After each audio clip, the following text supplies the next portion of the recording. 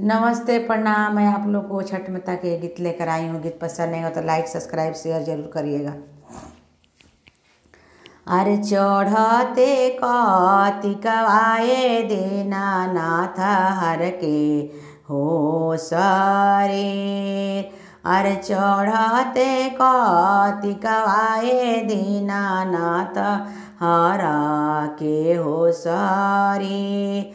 अरे कोई से के पूराई भोए दीनानाथ तुहारो के हो आस।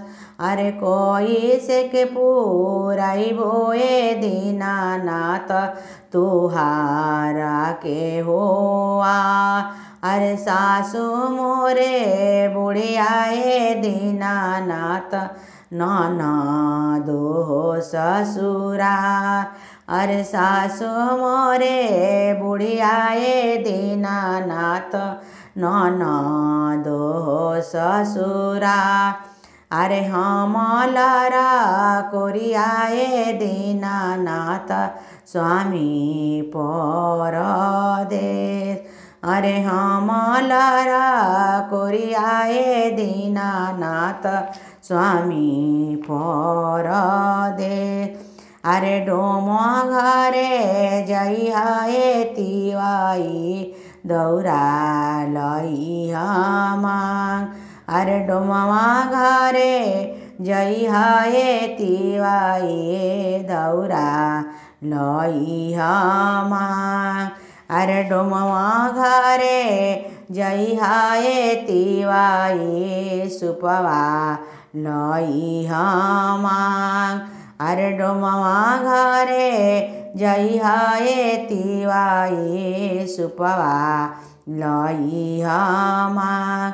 अरे कोहरा घरे जइहाए तिवाई दियावा लइहा मांग। अरे कोहरा घरे जइहाए तिवाई दियावा लइहा मांग। अरे कोहरा घरे जइहाए तिवाई दियावा लइहा मांग। अरे कोहरा घरे जइहाए तिवाई कोसिया लइहा मांग। कोहरा घरे जइहाए तिवाई कोसिया लइहा मांग। अरे मलिया घरे जइहाए तिवाई तू फुलवा लइहा मांग। अरे मलिया घरे जइहाए तिवाई फुलवा लइहा मांग।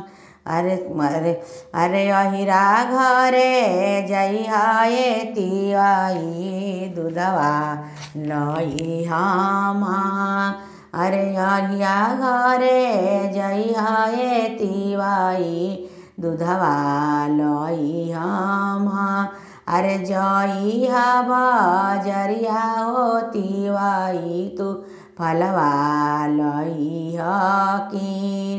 अरे जइहा बजरियाए तिवाई तू फलवा लइहा कीन।